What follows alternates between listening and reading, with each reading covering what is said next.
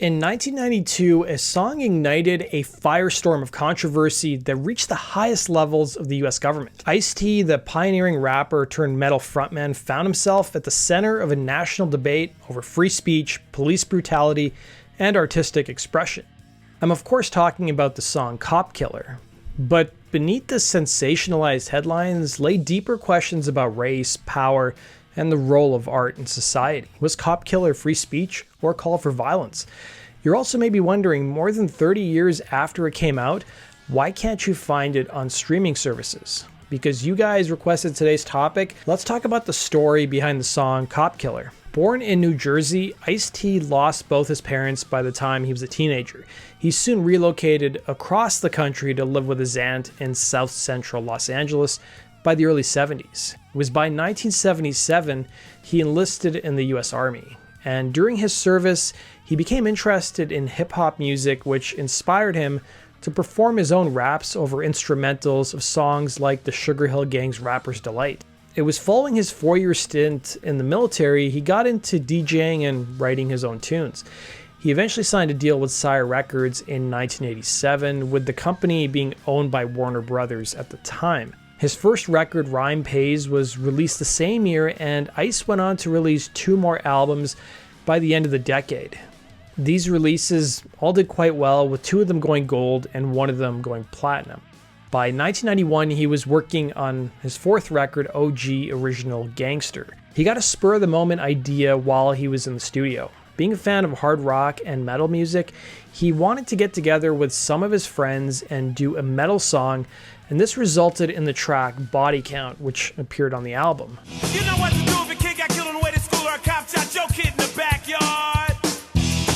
OG Original Gangster saw a May 14th, 1991 release date, and it ended up going gold, peaking at number 15 on the Billboard chart. The experience was such a positive one for Ice-T and his friends that they opted to form a band with the name Body Count, and they opted to play some shows around LA, and they even played on the inaugural edition of Lollapalooza in 91.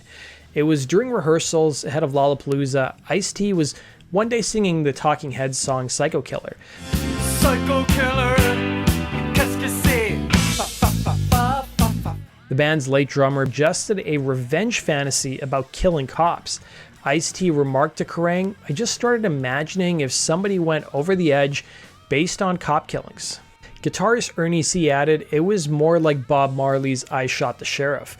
A rally song for people with no voices that were able to scream "fuck the police" at the top of their lungs.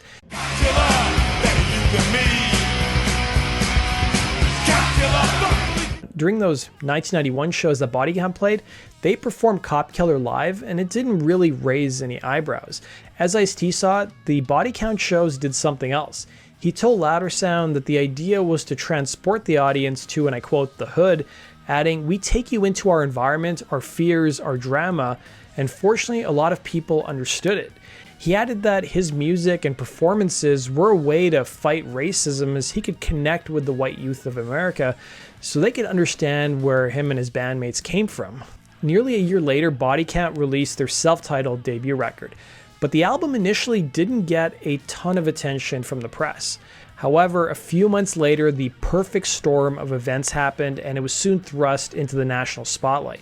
Body Count's debut record came out in March of '92, so that was a month before a jury acquitted 4 policemen from the LAPD of using excessive force in the beating of Rodney King. It was following that ruling from April 29th to May 4th, 1992, the LA riots took place, with a total of 63 people being killed, including 9 being shot by the police and 12,000 people being arrested, and the rioters causing upwards of $1 billion in property damage. By the late 80s, rap was slowly becoming more mainstream thanks to the success of groups like Run DMC and Beastie Boys.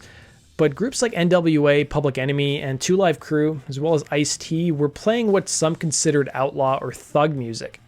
Songs like NWA's F*** the Police or Public Enemy's 911 is a Joke outraged some, and in 1991 Anthrax joined forces with Public Enemy to do the song Bring the Noise, mixing 2 hardcore genres of music.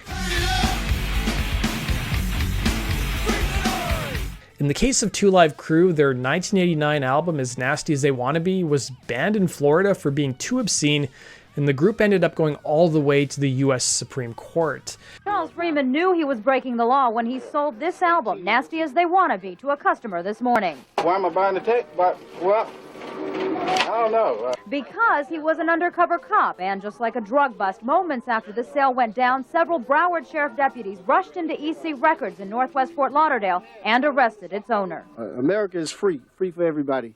And as long as this is America and I'm not living in Cuba, I feel my rights are violated. But maybe being offensive was part of Ice-T's plan, as he admitted in one interview stating, "That's the whole thing with Ice-T, man. I think take life a little too seriously. I'm the kind of person that if I know I've offended you and I know you're easily offended, I'm gonna fuck with you more." Ice-T admitted to Rolling Stone in 1992 that he originally wanted to call Body Count's first record Cop Killer, but Warner Brothers didn't outright say no, but they warned him that with a title like that, some record stores weren't going to stock the album. The controversy over the song Cop Killer really started sometime in May of 1992. It was all thanks to a Dallas policeman named Glenn White who heard about the song from his 14-year-old daughter. He went on to pen an article in his department's newsletter called The Shield that read, "New rap song encourages killing police officers."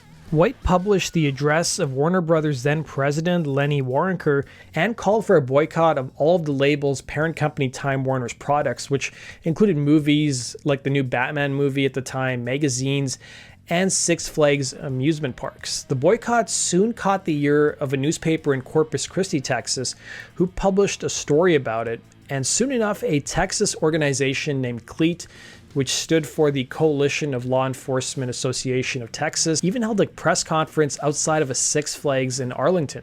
Word quickly spread throughout the US media, and here's a snippet of CBS covering the story from 1992. In the wake of the Rodney King verdict and the civil unrest in Los Angeles, some police officers across the country now say they're feeling threatened by the lyrics of a rap song. James Hattori in Dallas has our report.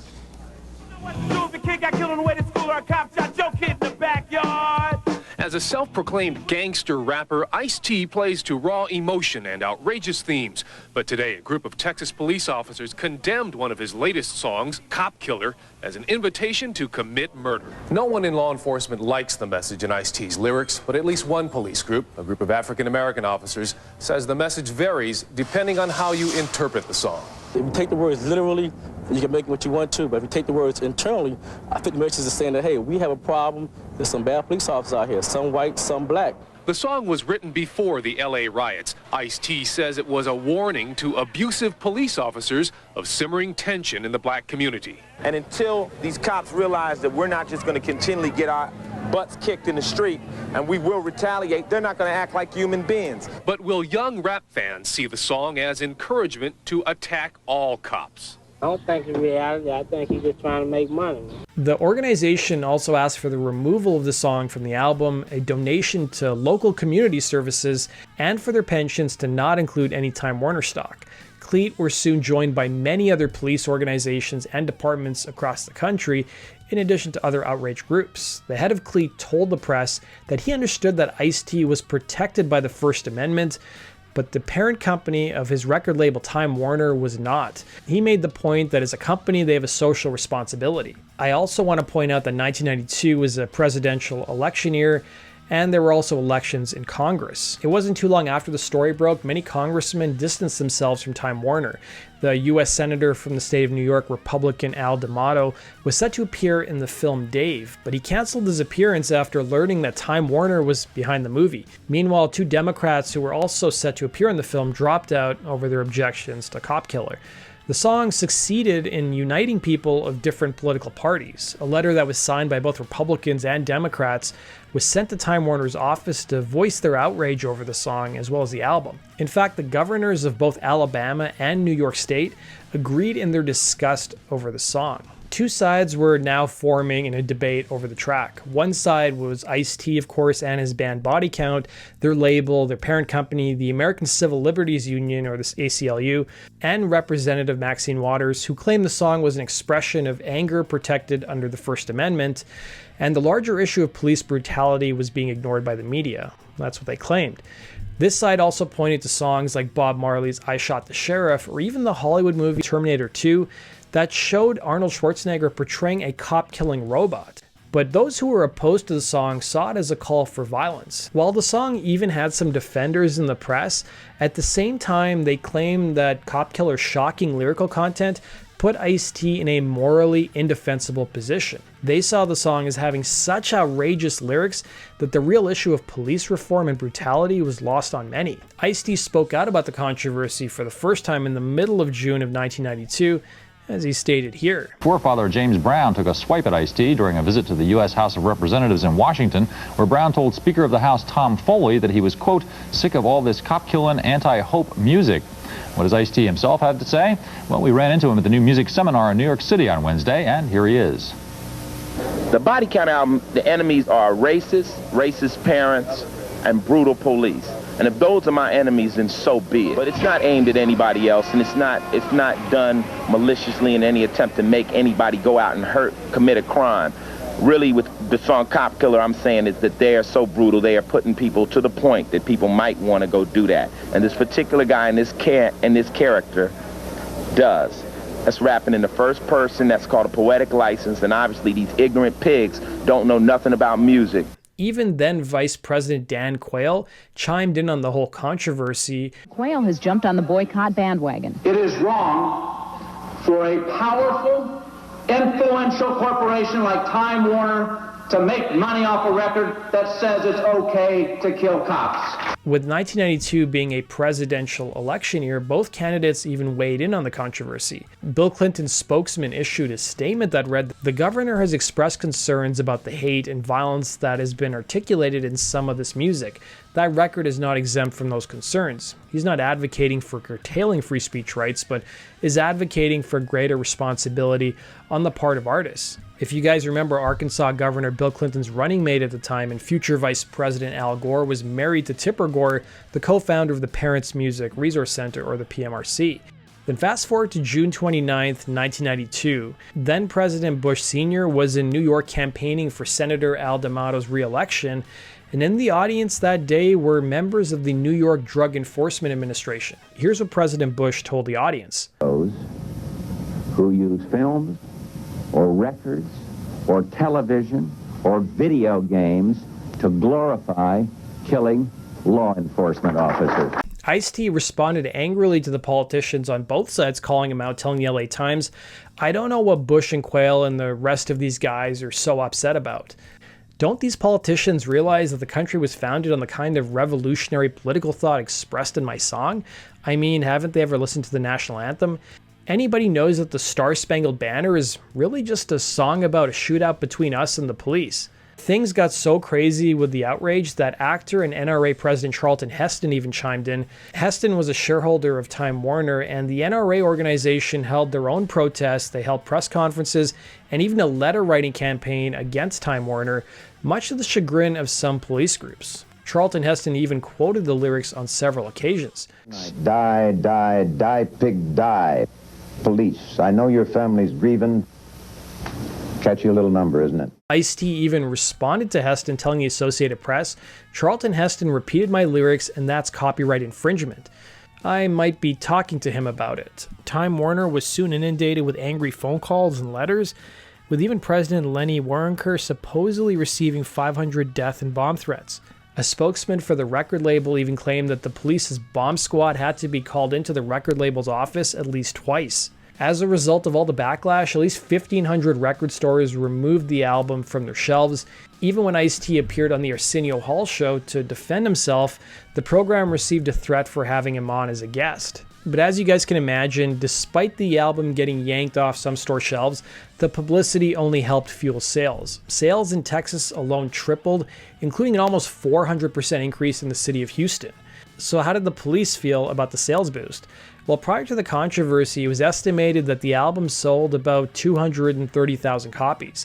But by the time the protests picked up and the media picked up on the whole story, the album sold 100,000 copies in just 1 month alone. While the founder of Cleat remarked, "Of course sales increased. I bought one myself. We don't care if they sell 1 million more copies because of our protest. That's not the point. You have to speak out against this sometime. If not now, when? How bad will the next album Time Warner produces be?" Some police groups went as far as wanting to prosecute Ice-T and Time Warner if any police officers were to be killed in areas where the album was sold. But unlike so many companies today who fold rather quickly, Time Warner stood their ground, with the head of the company even penning a letter in the Wall Street Journal titled "Why We Won't Withdraw Cop Killer," calling the track a shout of pain and protest that had been distorted by politicians on both sides of the aisle into a straw man, adding cutting and running would be the surest and safest way to put the controversy behind us and get on with our business. Body Count also saw support from other artists including Anthrax, NWA, Beastie Boys, Sonic Youth, Ministry, and Gwar, who took out an ad in the Daily Variety with a headline that read, "How does Dan Quayle spell censorship?" They were goofing on the vice president being unable to spell the word potato. Spell that again now. Add one little bit on the end. Just think of potato. How's it? You're right phonetically. What else? There you go. But the media scrutiny and the threats against Time Warner became too much. By late July of 1992, Ice-T made the decision to remove the song from the album. The track was replaced with the song "Freedom of Speech," and the announcement of the album being pulled off store shelves, as you can imagine, once again resulted in a surge of record sales. They have not won this battle. All I'm saying to the police organizations is that, come get me. Leave Warner alone. It ain't Warner, it's me. Think this album is something? You wait on my next album. You wait on the new album that's coming out, and I'm giving it back to them harder and harder. I cannot stop. This is a mission I'm on. As the controversy subsided, Ice-T appeared on the cover of the August 92 issue of Rolling Stone wearing a policeman's uniform. The singer is on the cover of Rolling Stone, and police are not happy about how he's dressed. He's dressed up as one, complete with nameplate, badge, and billy club. And cops on the street don't like it. I get kind of revolted, actually. This guy's taking advantage of police officers. Of course it offends me. Number one, he didn't earn to wear that uniform or the badge. Freedom of speech, right? He's got that right, even though I don't like what I see. Poor taste or marketing savvy? Rolling Stone music editor James Hinkey says it's the perfect cover. You know, we jumped on it. We got what is, a fairly exclusive interview with the guy and got it out pretty quickly. So I think in that sense it is a good Rolling Stone cover, and I think it's certainly justified by the news. What's strange about the whole controversy over the album is that there's several other songs on the record, including Smoked Pork and Out in the Parking Lot, which feature pretty similar lyrics to Cop Killer, but there seemed to be really no controversy or outcry over those songs. You also had some other controversial tracks like Mama's Gotta Die Tonight and Evil Dick, in addition to one track I probably can't say on YouTube. Following the controversy, Body Count played some shows in the summer of 1992, opening for Metallica and Guns N' Roses as part of that huge stadium tour they did of North America. But some promoters refused to have Body Count on the bill, including 2 shows in California. Guns N' Roses frontman Axl Rose, who, if you guys remember, had his own issues with lyrical controversies thanks to the song "One in a Million," put out a statement in 1992 that called the decision shallow-minded. The Los Angeles Times checked in with Body Count by the end of 1992. Ice-T remarked about how he was annoyed with some people in the press referring to his album and the song as a rap track when it wasn't. In the same interview, Body Count guitarist Ernie C. remarked about his interactions with the police since the controversy started. He talked about one show in Atlanta and seeing a few cops come up to him and ask if they could have a Body Count hat to wear at roll call the following day. In another incident, Ernie told a story about going to New York City where the NYPD cops were laughing at the song, knowing it was a joke, and trying to get the band members' autographs for their kids. Ernie told the LA Times, "But the LAPD, they're a different breed. See, that's what we wrote the song about initially." Apart from music, Ice-T transitioned to become a more mainstream artist, appearing in films and TV shows, and he even appeared in the movie New Jack City, where he portrayed a good cop. He later went on to play a cop in the show Law & Order years later. Ice-T was quick to point out that he didn't have a problem with all cops, just the ones who abused their authority and power.